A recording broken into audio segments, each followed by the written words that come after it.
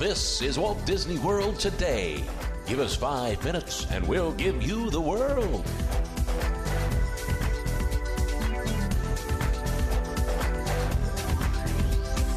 It's Monday, October 17th, 2005, and this is episode number 11 for Walt Disney World Today. I'm your host, Matt Hochberg from mgmstudios.org, and here with us for this show is trip planning guru Mike Scopa from mouseplanet.com. Welcome, Mike. Hi, Matt. And today we've also got Len Testa back. He's, of course, the co-author of the unofficial guide to Walt Disney World and the guy who runs that little website known as touringplans.com. Welcome, Len. Hey, how's it going, Matt? Pretty good. You got power back in your apartment? I do in the office. It was some loose wires, but nothing's burned down, so thanks very much for asking. That's good. Well, today we're going to be talking about half-day touring strategies at Epcot, and a little bit later we'll also be talking a little bit about the recent Food and Wine Festival, and we're also going to hit upon how to best prepare for a Walt Disney World road race. So let's start off with Epcot, and the best way to see what there is if you only have half a day at the parks. A lot of people have... They contact you a lot about how to best see Epcot if they only have half a day. Is that right? Right. One of the common questions we have is from people who either who arrive in Orlando like on a Saturday morning and have a Saturday afternoon free, or alternatively they've got a morning free to do something, but their flight leaves in the afternoon. So they've got about half a day, either a morning or an afternoon, to tour Epcot. And they want to know what to see, what the best things to do in CR in half a day. So we've come up with a couple of different strategies on there, and I'm sure Mike, since Epcot is one of his favorite parks, will also be able to chime in on this too. But really, the half day depends on whether you've got a morning or an evening available. In the morning, of course, you want to start in Future World because that's what's going to be open. And if everyone is in your group is relatively or is old enough to experience the thrill rides and is willing to experience the thrill rides, you really want to start with Test Track and then Mission Space, and then hop on over and grab a Fast Pass for Soarin' as step 3 in your touring plan, and from there concentrate the rest of your morning in Future World West. I think that's a pretty decent morning strategy. What do you think, Mike? I think you're right, Len. I think that you hit a very important point. And when you say morning, I think that's the key word there, because if you get there afternoon, after the 12 o'clock hour, then I think that some of the things that you suggested may be a little tough to do. I know that in the past week that I've been there, I noticed that the Soarin' distribution times extended very much into the night, and as a matter of fact, by 2 o'clock they were all out of the Fast Pass tickets. So I think that it's important to note that after, unless you get there no later than mid-morning, some of the things that you would have liked to have done in Future World may take a little bit more time, and then you may have to concentrate on World Showcase. I think something else that's interesting is it also depends on what your priorities are. I think if I have half a day, I'll ride probably 1 or 2 attractions in Future World, but my priorities may be to go to World Showcase and experience a lot more over there. I think that if I only had half a day, that would be where I would do it. So I think folks also have to keep in mind what they're most interested in doing and kind of highlight those areas. Yeah, in the morning, though, don't forget, World Showcase isn't going to be open until 11, so if you're getting there at 9, or if you've only got 9 to, let's say, 12 or 1, you pretty much forced yourself into Future World there. And there's certainly enough to see in Future World. One of the things that I think surprises people when they get into Epcot, and especially in Future World, is that the shows and presentations in Future World are considerably longer than what you're going to see in the Magic Kingdom. Like, for example, in the Universe of Energy, or Ellen's Energy Adventure, the pre-show and the show itself takes like 35 minutes. Whereas I think the longest running thing in the Magic Kingdom is, 11, 12 minutes? No, what's Hall of Presidents? Like 19? Yeah, I think it's in the... that's it. But really, there's this trend in the Magic Kingdom to cut down on show length. I blame this on the shortening attention span of the American public.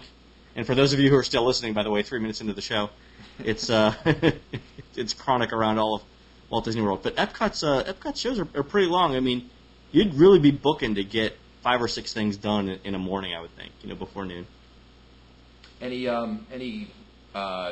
guidelines, any good tips perhaps as to, some people may not have different priorities and all of that, but what would you say is probably, a couple of just good things to keep in mind for people who are touring half day at Epcot? See, if you're doing that morning, you're only going to be able to see a couple of the big thrill rides before crowds will build, and you'll have to use FastPass. So you really want to consider of the headliners what your top two are, and see those first. And also, the park is so large that you also have to keep in mind the time it takes to walk around to get from point A to point B, right? That's true. The park is considerably larger than the Magic Kingdom. Okay. In the afternoon, it's a little bit different because it depends on what time of the afternoon you're getting to Epcot. If you're getting there around noon, 12:30, maybe till 1 o'clock, I think a clockwise tour of World Showcase is better because lines will not have developed, or at least lengthy lines won't have developed at Maelstrom at Norway. Mm-hmm. And you're actually better off, according to our wait time statistics, doing a clockwise tour and getting Norway in second right after Mexico.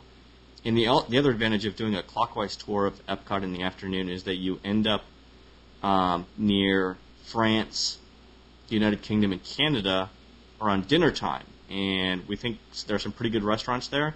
And also it's prime viewing locations for Illuminations.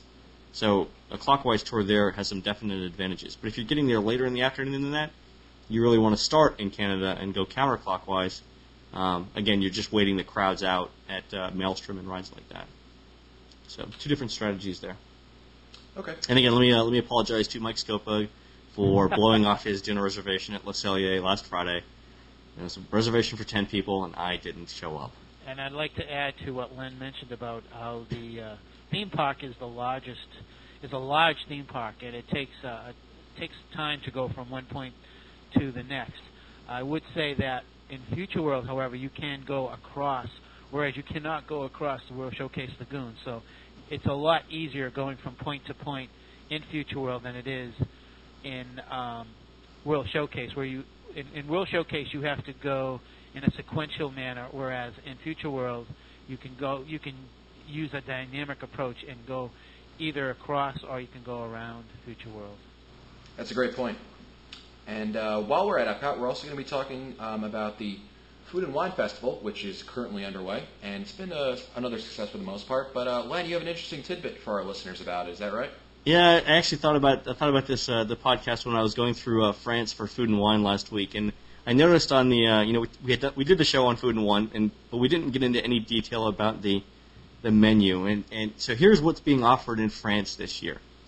They've got three offerings. The first one is escargot, which is snails, for those of you who don't know, in garlic. Then they've got some sort of cheese plate, and then they've got chocolate creme brulee. And I thought to myself when I saw this menu, if there's anything simple that illustrates the paradox that is modern France, it's having snails and chocolate creme brulee on the same menu. I mean, to me, that's it right there. It's like, okay, you're going to eat some bugs, but in the end, we're going to give you this chocolate creme brulee. Yeah, amazing. That was just fascinating. And I've got a great Bistro de Chefs de France story if you guys want to hear it. Absolutely. All right, so Bistro de Chefs de France was the only restaurant in Epcot that I hadn't eaten in so far. So made reservations for Saturday night. The four of us, a couple of the researchers went. We get there, we had to wait like 15 or 20 minutes. We get seated. It was a long day. We did hotel research all day. And the waiter comes over and says, do you guys want to order a bottle of wine? And, well, none of us are big drinkers. So we said no. But he said, okay, well, why don't you guys try this? There's this drink, and he's got this heavy French accent. I couldn't really understand exactly what he was saying, but he's like, it's got champagne and some sort of cranberry juice. Why don't you guys try it? So we said, yeah, okay, bring one for everyone. So 4 people at the table. He brings it, and it comes in a champagne flute. And it's like it's champagne with like a cranberry juice on it, right? So I have a sip of mine, and it's okay. I'm not a big drinker anyway, but like my brother-in-law and my sister just love them, and they're downing like. I think my sister drank like 4 during the meal, and my brother-in-law drank like 5, and I think the other researcher that was with us had a couple, and we didn't think anything of it. And then we get the bill. So these little things that the waiter just recommended sort of offhandedly. Guess how much they are a glass? $8. $12.50 a glass. Wow. So we drank like 11 of them. It was like, none of us thought to ask, well, how much is it? So we ended up with our alcohol bill for this meal, and none of us were drinking other than these things. We're like $140 in alcohol. So it was like a $330 bill. I'm like, there's no way I can expense this to Bob. We have to pay for this one ourselves. That's great. So mental note, or a memo to everyone here who goes to Bistro de Chef de France, the waiter's going to come by, he's going to offer you this charming drink with champagne and cranberry juice or whatever. Ask him how much it costs before you decide to have one. It really wasn't worth it. I was like, we could have had a bottle of Dom.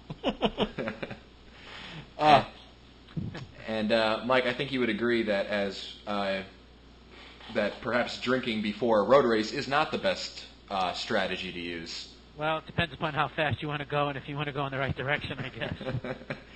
Do you have, though, some more general, better tips for some of our listeners about preparing for a road race?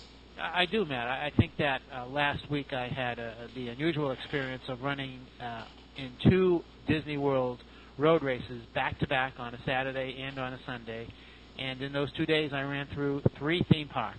So that was quite an experience, and I learned a lot from that experience, and I thought it would be a good idea to pass them on to anyone who would be thinking about potentially running a road race down there. And Len, please jump in, because I know you've run the half marathon, so please add to anything that I say that you think would be helpful. First thing, it goes without saying that you have to make sure that you train for your race. Depending upon what the distance is, make sure that you're ready to run the race. If you so decide to run in a Walt Disney World road race, my advice is to register early, because they will very well charge you a little bit extra if you register on the day of the race or a couple of days before the race than if you register it about a month or 2 before the race. Yeah, I mean, for the big races, too, for the marathons. Oh, yeah. I think registration closes in August for the January race, so... Exactly. So if you really want to run the race, you don't want to be shut out. I think it's important to acclimate yourself to the weather, especially for those people who come from the Northeast. Going down there a few days beforehand, getting your body acclimated to the weather, the climate, the temperature, the humidity, I think it's really important. And I also think it's important to get an idea as to how your body is going to react during that time of day when the race takes place. I know that the marathon starts at 6 in the morning, but that means that you have to be ready an hour or 2 beforehand to be prepared. Something very important that I learned last week, and that is that if you're going down there for a road race, you need to take it easy. You need to think about how you're going to tour the parks a few days before the race. You don't want to. You're laughing, but it's true. You don't want to. It's true. You don't want. Yeah, you don't want to spend 18 hours. You don't want to go to bed the park. night before thinking, "My God, I'm exhausted. I need a day off." Exactly. So you really need to take it easy. You need to save your legs, and if possible, if you happen to be in a position where you can actually check out the course, see where the inclines are, see where the turns are, get really familiar with the course. What I did last week is I made sure I had wake-up calls. I had Mickey wake me up several hours before the race so I would be ready. I made sure that I was there at least 1 hour before the race start. That is very important, because I saw people almost missing the start of the race because they waited to the last minute. They wanted to get that extra 40 winks in, and they got there really, really late. So really? That's important to me. Yeah, it was amazing, Len, that they held up the start of both races by 15 minutes because they were waiting for those 5% who were late. Well, I say if they're late, why should they penalize the 95% of us who got there on time? So that was something that was amazing. I think that it's important to get there early so that you can warm up and be ready. During the course of the race, if you are a runner, you would be running on the right, on the left. If you are a walker, you should be on the right-hand side. The slower people are on the right. The faster people, the people who are running, should be on the left. That is for safety purposes. Everybody should keep that in mind. If you are a runner and you get frustrated, I think you want to keep running laterally in between and shifting back and forth between people to a minimum. It's possible that you may hurt yourself. It's possible that you may use extra energy, so you want to save your energy. A very, very important point is don't expect to run your best time during these races, because for the most part, if you're running through a theme park or if you're running on the Disney property, you're going to be taking in everything, and you may find that you're so involved in it that you're not concentrating that much on your running. So, bottom line is enjoy yourself. Take advantage of the fun and enjoy yourself. So those are the things that I learned last week, and it was a very enjoyable 2 days. It was a tiring 2 days, but it was fun, and I'm looking forward to doing it again. I'm looking forward to doing the half marathon with Mr. Tester and January. That's right. I'm gonna remind you about that enjoy yourself comment around mile 11 of the of the half marathon too. No, remember, Scopa? Remember you said enjoy yourself. Remember. I can only hope though that the weather last year was great for the half. It was like actually it was a bit warm. They said normally the average starting temperatures in the low 40s. Last year was like 65. But definitely a lot of fun. I mean, if you're interested in running or you'd like to run or you think you'd like to do it and you've never done a Disney race, it's really top notch.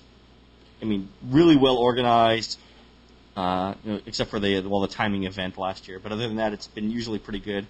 They put on a good race and it's a lot of fun. Well, some great tips right there. And that's it for us today. This has been episode number 11 of Walt Disney World Today.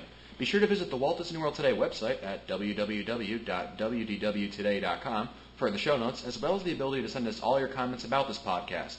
And don't forget to tune into our Wednesday show where we'll be featuring our listener questions. And please be sure to send all of your questions for that Wednesday show and questions in general to questions@wdwtoday.com.